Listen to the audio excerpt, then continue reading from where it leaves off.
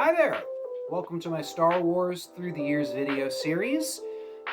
This is the first video, the first official video beginning this saga, so to speak. There is an introductory video right before this that kind of explains what exactly this series is about. So if you're just coming in here, you might want to check that out first, just so you know what to expect. So let's begin. 1977. Technically, the first thing that people were introduced to was the novelization of Star Wars. People read this first, or this was available to people first, and then the movie came out. However, I'm already breaking my own rule here, and we're actually going to start with the film first. I imagine this is probably the way most people were introduced to Star Wars in 1977, and then maybe they were like, oh, hey, I love the movie, let me check out the book. So what I have here is the DVD released, I believe this came out in 2006. This has, on disc 2, the unaltered original version of Star Wars: A New Hope. Even before it was called A New Hope, it was just called Star Wars. It wasn't until a little bit later when they re-released it that they added the little subtitle in there, New Hope. But so there are so many versions of these films that have come out over the years with different additions and alterations and such. But if we're truly doing this properly, you're going to want to go back and look at Star Wars Unaltered, the vanilla version. And this is how to do it, okay? So get a hold of this copy. I actually watched it for the first time in many years. It had been a very long time since I had seen the unaltered version. What I was most struck by is the coloring. It's amazing how muted, how dull the colors are compared to all of these remastered versions. I wouldn't say it really detracts from the film itself, but it was just very surprising to me to see that. A lot of the effects, of course, also are kind of surprising to, again, look back and see and like, oh, wow, I forgot they looked like this. But, without all of those additional things, the stuff that was added in the special edition from 1997, it is kind of cool to go back and look at this again in its unaltered state. I feel like it still holds up extremely well, even without all of those alterations. So this is ground zero. This is truly where the saga begins. Moving along to what I already alluded to a moment ago, which was the novelization of the movie. This is fine as a novel. It's the movie, right? It's the same events of the movie, but there are a lot of interesting additions, things that were in deleted scenes. For example, we get to see some of Luke Skywalker's friends on Tatooine. We learn a little bit more about his life there. The Jabba the Hutt scene is in here. The one that was added later on, they put it back in for the 1997 special edition. So a lot of those things are worked back in, which I think is kind of cool to read. It's also just kind of neat to sort of experience it with, a little bit more description, sensory details that you might overlook, watching the movie.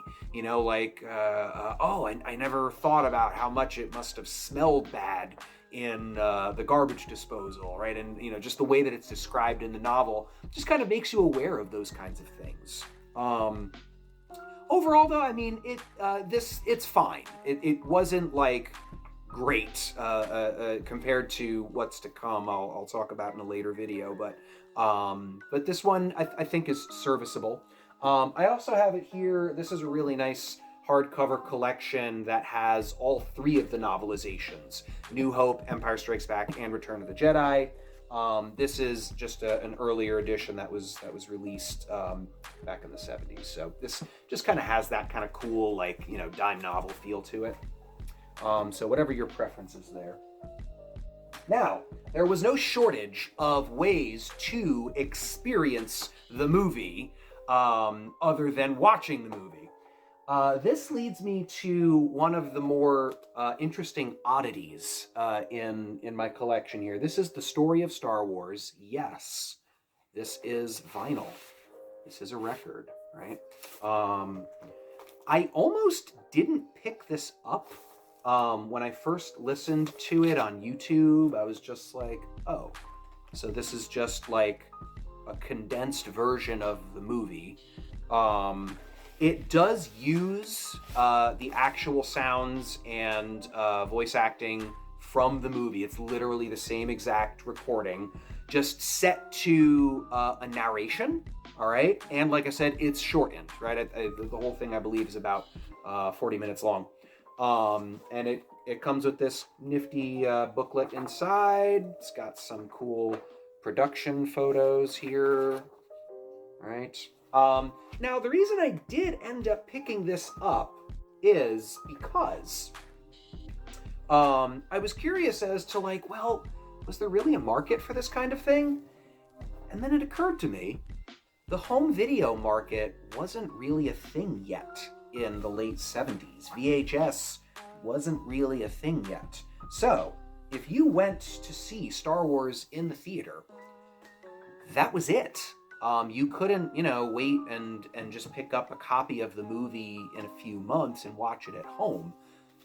This was the next best thing, or the closest thing, because, again, it used actual sounds and scenes from the movie itself. And in my exploration, I discovered that there were many records like this of other films, you know? So I thought this was kind of cool. But, I mean, if you're not looking to spring for one on eBay, I mean, it is available on YouTube. You can just listen to it there if you're curious. The Story of Star Wars. A few years later, this is a radio dramatization. I believe it was on NPR, on National Public Radio. This is something entirely different. I have here, these are the cassettes. I just thought that I liked the box art for the cassettes a lot more than the CDs. But this is an entirely different dramatization. Mark Hamill is in this doing the voice of Luke Skywalker. I believe Anthony Daniels is in this doing the voice of C-3PO. But other than that, it's an entirely different voice cast. Brock Peters does Darth Vader, who you may know from To Kill a Mockingbird or Star Trek Deep Space Nine. Very different version of Darth Vader. It's very long. I'm trying to remember exactly how long. It's several hours. I want to say it's like 4 hours or something to listen to the whole thing. But, I mean, it's kind of cool, again, in the same way that, like, the novelization of the movie just draws your attention to details and aspects that you might have overlooked just watching the movie. For example, you hear the interrogation scene that Leia undergoes at the hands of Darth Vader. And it's very dramatic. So, like, that was something that I never really thought much about just watching the movie, but the radio drama does a really good job of that. But yeah, I mean, if you've got the time, this is a cool listen. Again, this is also available on YouTube. If you just search Star Wars radio drama, you can find it there. Pretty cool stuff. All right. So in terms of experiencing the movie itself, those are all of your options. I mean, you've got the movie, you've got the novelization, you've got the story of Star Wars record, and you've got the radio dramatization. But what about the expanded universe, the additional content? Let's get into some of that. So, comic books were the primary method in which the Star Wars story continued to be told in between films, at least at the beginning. We do have a novel that we are going to talk about in a little bit, but there's a lot of comic book material to get through, so let's start there. I think most people probably would have gone straight for the Marvel Comics comic books. Again, the first 6 issues are just, again, a retelling of the movie itself. But once you get past issue 6, once you get to issue 7, that's when we start to get entirely new Star Wars stories. All right. I should mention the covers of the comic books themselves are so goofy because I mean, I think all comic books are guilty of this by taking a moment from the story and just like embellishing it to make it seem so much different from the way it actually plays out in the book. I mean, here, issue 5, like, the Death Star is like blasting the Rebel base, and they're like, "Run, Luke!" I'm like, oh yeah, that part, I remember that in the movie. Not so much. And here, issue 6, look, it actually shows Luke and Vader like fighting with their lightsabers, but like it doesn't happen in the comic book at all anywhere in these issues. So like the covers are always super goofy, but very typical of comic books, especially at this time, right, in the late 70s. And the stories themselves also, again, are very typical of this time. The artwork is fine. The writing is okay. Each issue is kind of like its own adventure. The first new one we get here is issue 7. We pick up with Han Solo and Chewie. And of course, they've still got this, this bounty on their head. So a lot of time in these issues is spent with them trying to, run away from like bounty hunters and stuff. We do see a version of Jabba the Hutt in these,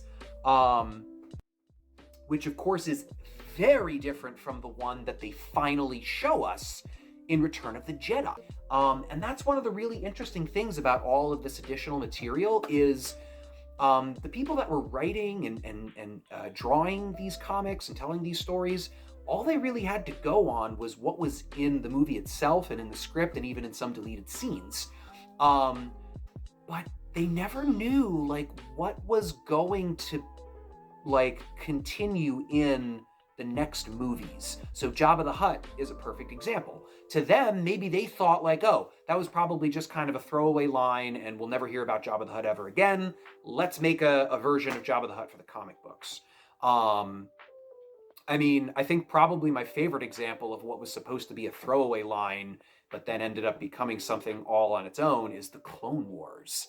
All throughout these early stories, the Clone Wars are always referenced as this sort of mythological thing that happened in the past, but it's always like very vague. And of course, it never sounds anything like what it actually ends up being, when we get it here, 20, 30 years later. So the comics go up to issue 38. And then after that, we get Empire Strikes Back stuff. So, for just the material surrounding A New Hope, you're going to want to read comics 1 through 38 and Annual, issue 1. Okay? After that, again, you start getting into Empire Strikes Back. Some other issues of note, there are some pretty cool stories involving the characters, they're looking for a new rebel base. That's kind of like the arch of this chunk of comics, right? Their base at Yavin has been discovered, and even though the Death Star's been destroyed, they are sort of looking for where their next permanent base is going to be. Which, of course, once we get to Empire Strike Back, we see that it's Hoth, right? But a lot of these issues kind of involve them, landing on a planet, trying to establish a base. They get attacked or they're discovered by the Empire. It doesn't work out. There is a recurring villain. I know he's on one of these covers. This guy. This guy's kind of a recurring villain. He apparently is related to an important Imperial officer. His last name is Taj or Tag. I never know if I'm pronouncing it right. It's spelled Tagge. Apparently it is one of the Imperial officers in the scene when Vader does the first chokehold on the guy. I find your lack of faith disturbing. This is the brother of one of those guys. And in the comic, they kind of write that they're this extremely influential and wealthy and powerful party. But, I don't know, this guy, again, he's very much of a comic book villain. He is blinded by Vader in a lightsaber duel or something. And so he's sort of on this quest to kind of hone his skills with a lightsaber so that someday he can match Darth Vader. It's very silly. So there's that. Then there's this guy. In fact, I'm trying to remember his name right now. He's a cyborg bounty hunter. Where's his first appearance? Where are you, pal? This guy. This is his first appearance. This is to me, I feel like this is the first bounty hunter. I guess unless you count Greedo. But he's searching for Luke Skywalker because he used to be a soldier in the Empire, and there was this big accident, and so the only way they could save him was to graft cybernetic components onto his body, and so now he hates droids, and he's oh, Luke Skywalker treats these droids like humans, I'm going to kill him. So he's on a quest to find him. But then he ultimately meets Luke, and he's sees the error of his ways, and so he fights Vader, and I don't know, it's pretty epic.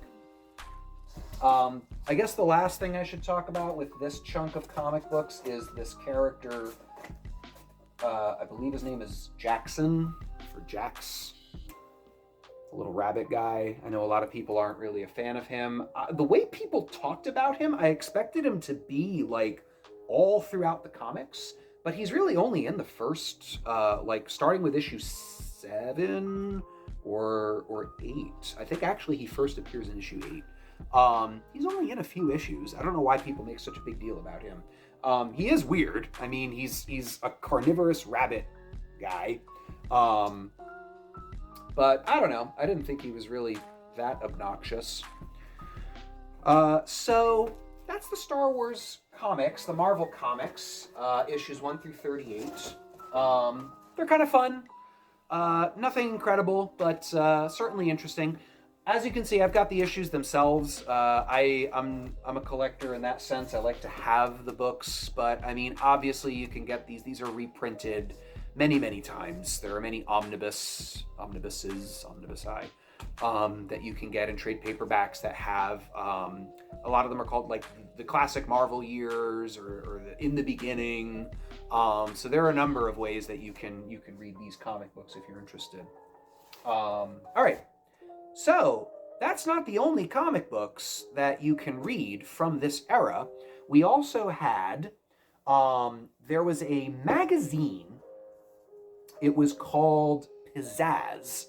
It was a Marvel Comics fan magazine, and it had all kinds of additional content and stuff, but there were comic strips in these magazines. But they were only 1 or 2 pages at a time, so it would take several months for you to finally finish one arc.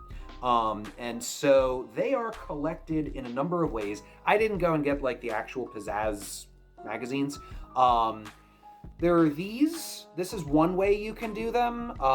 These are called the Marvel Illustrated books. They're collected in here. But as you can see, the layout, the way that the frames are laid, I'm not a fan. It was kind of tough for me to read that way, so I actually preferred this. If you are a completionist when it comes to stuff like this, this is called the Wild Space Omnibus. This thing is great because it gathers all of these like sort of weird stories that were kind of like offshoots that not many people really knew about, and they're all put together here in this one big book. So you can experience those same stories in here. All right, and as you can see, they look much better. Like they're actually, laid out the way that they were in the Pizzazz magazine. They read much more like a full comic book. Okay, they are very similar to the Marvel comics. Same kind of art style, same kind of writing. Very much like Flash Gordon-esque adventure stories. Again, looking for a new base of operations, that kind of thing. The other cool thing I guess I could kind of talk about here is the way that the Force is treated in these early stories, and the way that the Jedi are treated in these early stories, which is that they are almost never referenced. There's much more of an emphasis on like the adventure of outer space. It's like, spaceship battles and swashbuckling. It's much more of that type of energy than like the gravitas that we think of with, the Jedi and lightsaber dueling and stuff. In here, it's treated much more just sort of like, oh, it's mystical, magical thing that Luke can kind of use sometimes. But in terms of like a lore and a deep, rich history, that doesn't exist yet. As far as we know, in 1977, you got Darth Vader, you got Obi-Wan Kenobi, and now Luke Skywalker kind of learning the ropes here. And that's about it. And as far as Force powers go, this is something kind of interesting that I feel like a lot of people forget. The idea of like using the Force to manipulate objects and make things like float and stuff doesn't really manifest until Empire Strikes Back. Up until this point, we've only ever seen, Obi-Wan Kenobi do his, these are not the droids you're looking for, so, affecting the mind. The closest thing we have, of course, is Vader's Force choke, which is, a form of manipulating physically, something. But in terms of making an object move, that doesn't appear really in any of this either. So again, the writers of these stories weren't like taking liberties there with what the Force can and can't do. They treat it very much the way they do in the first movie, which is that it's really just a way of honing one's focus or manipulating other people's minds, and of course using lightsabers. But that's about it. And Luke, even then, very rarely takes his lightsaber out in these early stories. It's often sort of a last resort type of a thing. So I just thought that was kind of a cool thing to acknowledge, as long as I'm talking about the comic books. Lastly, the other form of comic, I told you there were a lot of comic books here in this this section, is this. These are classic newspaper comic strips. I absolutely love this collection, the way that they gathered these comic strips.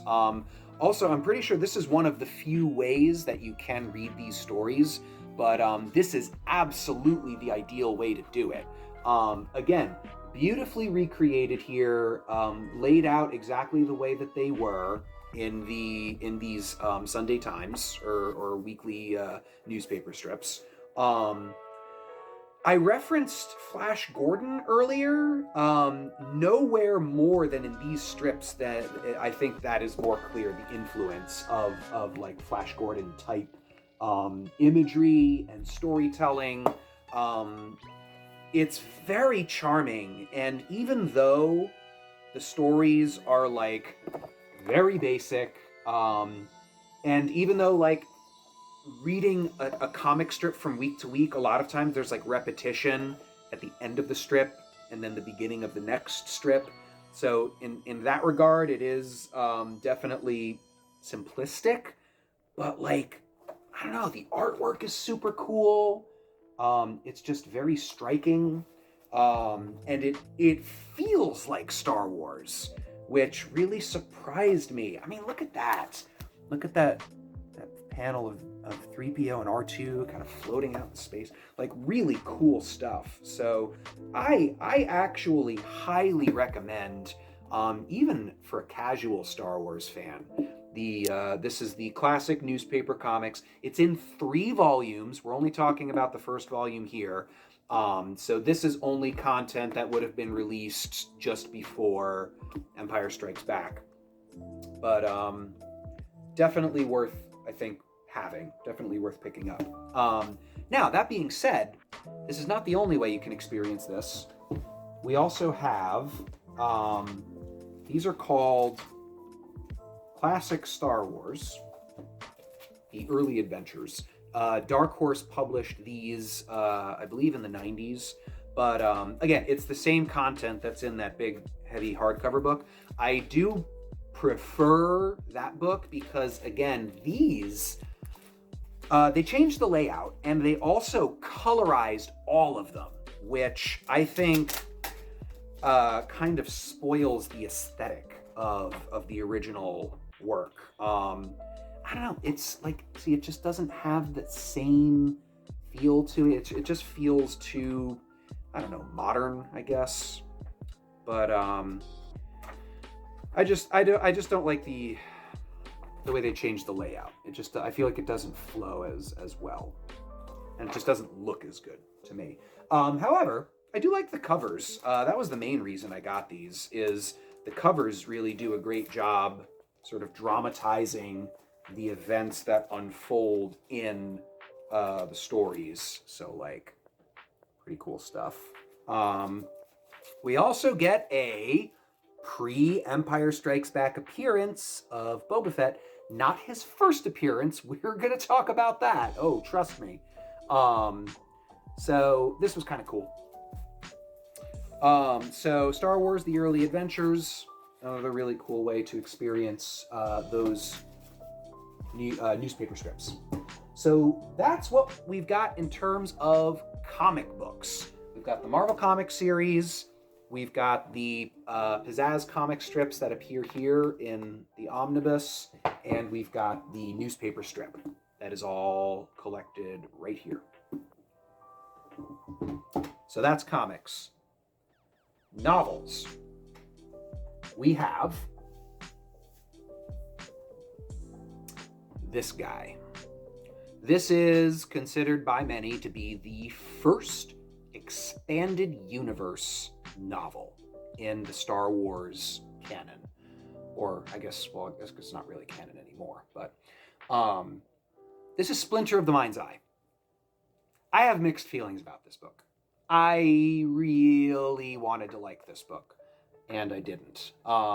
So here's the genesis of this story. George Lucas himself didn't even have any idea how successful A New Hope was going to be. And so he had this sort of backup plan for a TV movie that would follow A New Hope. But then, of course, once it like took off and it was a huge blockbuster success, they ended up doing Empire Strikes Back. But he did have like an outline of a story, which became this, Splinter of the Mind's Eye. Some stipulations that went into the writing of this book. They said you can't put Han Solo in it because they weren't sure if he would, be on board for this TV movie. They also said it had to be easy to shoot. So there were like very limited settings. It all takes place on one planet. Those things by themselves, I don't think are what make this a lousy book. Honestly, I just think the writing is not very good. Um, it's kind of dull. Um, the villain, they introduce a villain like about halfway through the book, and at first he's like really scary. He like rams this key into a guy's eyeball, and it's like, oh my god. But then in the very next chapter, they make him into this, really subservient like underling to, his imperial lords. And so like he completely loses all sense of threat. So that bugged me. But there's also this like old woman character who I almost feel like they tried to make her a combination of Obi-Wan Kenobi and Han Solo, that she was kind of wise and experienced, but also was like wisecracking and sort of a smart aleck. And she had like very limited force abilities. Um, it's, I don't know. I feel like it's kind of a mess. I didn't like it very much. So we had Splinters of the Mind's Eye, but we also had these little gems. This is referred to as the Han Solo Adventures. It starts with Han Solo at Star's End, and then Han Solo's Revenge, and then Han Solo and the Lost Legacy. I really enjoyed these. These are fun. They take place before A New Hope. It's sort of like, the early adventures of Han Solo and Chewbacca. And they're very, again, like pulp novels. And they almost read more like Indiana Jones in the Star Wars universe. I don't know if it's because of the Han Solo connection, or the Harrison Ford connection, but I mean, this one literally, Han Solo and the Lost Legacy, is a treasure hunt. Right? They're looking for this like lost armada, this ancient warlord who had this treasure buried, and so they're like, scouring the solar system for looking for clues to find it. Again, they're fun, they're well written, they feel authentic. Like I could hear Han Solo's voice when I read these books. They're very exciting, a lot of action sequences, so I do definitely recommend these. These are super cool. Really quick, I am noticing I forgot to mention that there was a comic book adaptation also of, so this is actually a triple adaptation. We had the Star Wars Han Solo at Star's End, which was then adapted into one of the Sunday Times comic strips, which is in this book. But then they gave it the classic Star Wars comic book treatment with these, nifty covers. But again, it's the same content that you'll find in that big hardcover book. But again, I just have these because I like the covers. So those are our books. We do have a few other sort of oddities here. This one I almost didn't bring. Bring up. This is the Imperial Troop Transport comic.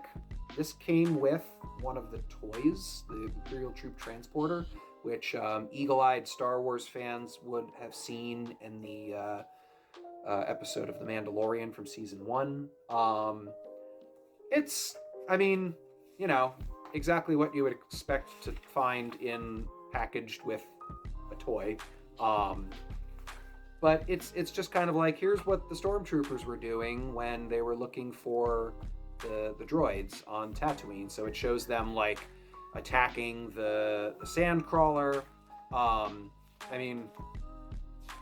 Make what you will of this. It's a toy pack-in, which also made me kind of curious as to why this was the only one, or if this is the only one. I don't know if there are any others out there, but this is the one that I came across. Imperial Troop Transporter comic. So that is one little oddity. And now, of course, the big oddity that we're probably all wondering about, or at least some of you might be wondering about, which is the holiday special. I don't know why in my mind I always felt like this came out a lot later than it did, but this came out in 1978. It was the very next year. So I don't know. I guess people were like really hungry for Star Wars content, and so this little puppy came out. Um, I mean, what is there for me to say that hasn't already been said about the Star Wars Holiday Special? It's special.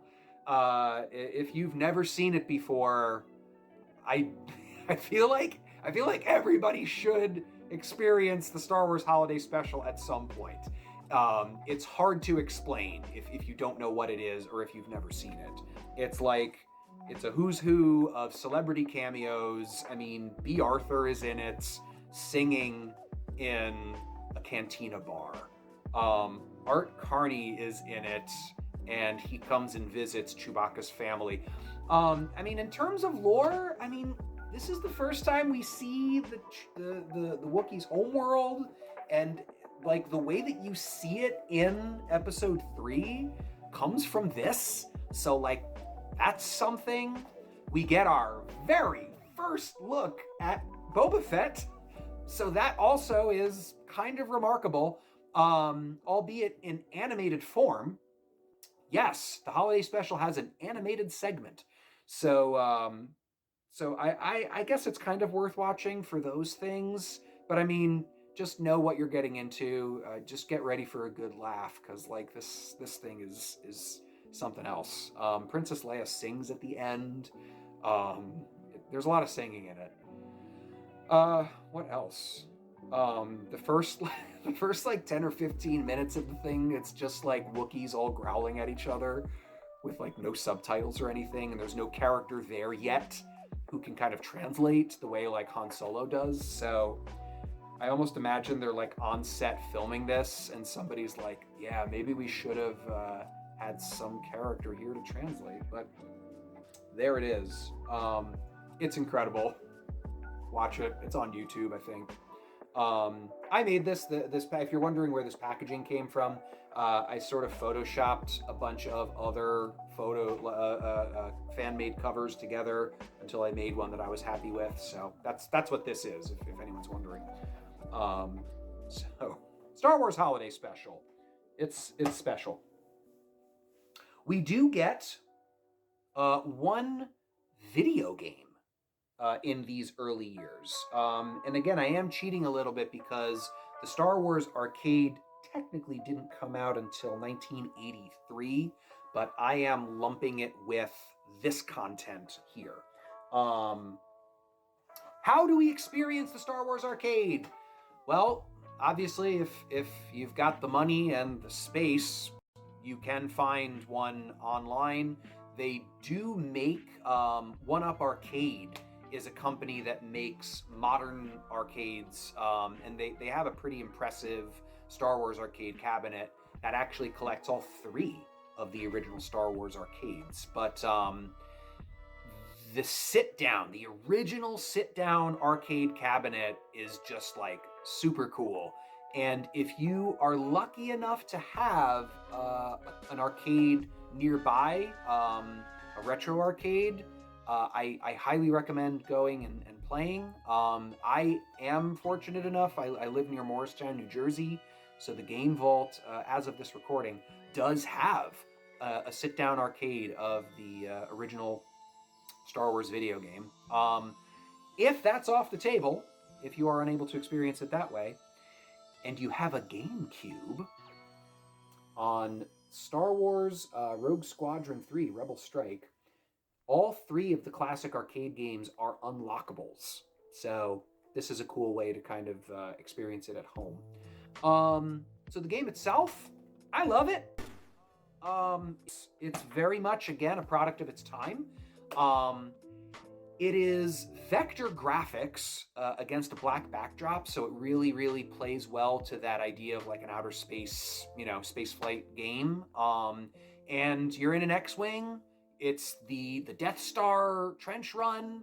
You're shooting at TIE fighters. You're shooting at the laser turrets that are on the Death Star itself. And then, of course, the final stage, you're going down the trench, and you have to time your blast right to get it into the Death Star, and then it explodes. It's like really climactic, really fun, and then it like resets, and you do it again, like that at the time. But it's fun. It really holds up very well. It's very challenging, but definitely worth playing. So the Star Wars Arcade, the very first Star Wars video game, I feel like really does justice to that particular scene, especially, and just the energy and excitement of Star Wars. So that's all we have for video games as of right now. Lastly, on this first chunk of material, we do have a little bit of supplementary stuff to look at, which is we've got the Star Wars album. All right. This is just kind of like behind the scenes material. Just what I really liked about this one is it talks about the origin and influences of a lot of the characters and storylines in the first Star Wars. So this is a really interesting read, just to kind of see, like, again, the origin, where a lot of this stuff came from. Like, famously, George Lucas always referenced the robot from Fritz Lang's Metropolis. So it talks about that kind of stuff in here. Again, a lot of the Flash Gordon stuff is talked about in here. So this is a very interesting piece, the Star Wars album. We also have the Star Wars sketchbook. I love this book. This has a lot of really very interesting concept art. I feel like this is one of the first examples of a lot of sort of the unseen concept art of how a lot of the ships began. This whole thing, this is all just vehicles and ships. But I mean, even the escape pod is in here. Of course, obviously the Millennium Falcon, the Death Star. But like, check that out. Like, here, I love these drawings of like the cockpits and stuff. Super cool. Not a lot of writing in here. It's mostly just sketches. I mean, sketchbook. So I really like this one. Star Wars sketchbook is really good. Star Wars Blueprints also came out. This was not what I thought it was.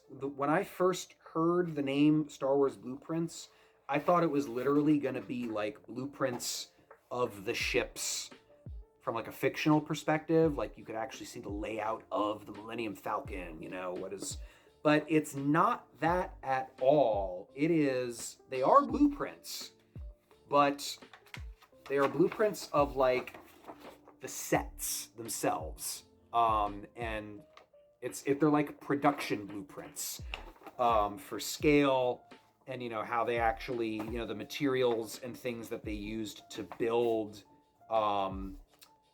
It's a lot of the ships, but also droids. The Void Spider, Land Speeder, droids, and like ships that, I don't know, weren't used, or they were like in the background, but so this was not quite what I was expecting. It's interesting. Here's literally the specs for R2-D2. Kind of neat. But I don't know. I was hoping for something a little different there. We also get the Star Wars portfolio. This thing was kind of tough to get, actually. And I can see why. It's not really a book. It's just a collection of like lithographs. Here you get, they're all individual, like just, loose leaf. But what I love about this is the Ralph McQuarrie art that he used and George Lucas used to pitch the movie when he was trying to pitch it to the studios. These are the images that he showed to these studios. Ralph McQuarrie, for me, like when I think of Star Wars, Obviously, George Lucas, you know, it was his concept, but the other people I feel like that really brought Star Wars to life were John Williams and Ralph McQuarrie.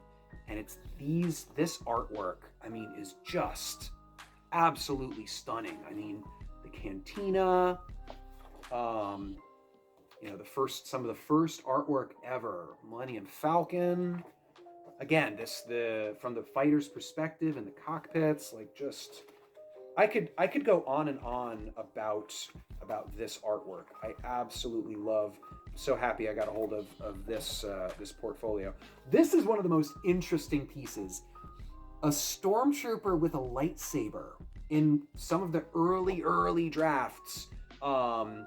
Apparently, the stormtroopers had lightsabers so that they could combat, you know, any threat. They were like ready for, you know, if they had to face off against the Jedi. Obviously, things changed a great deal there. I mean, oh my God, look at that! Look at that. Super cool. I love it. So absolutely worth having if you can get a hold of it.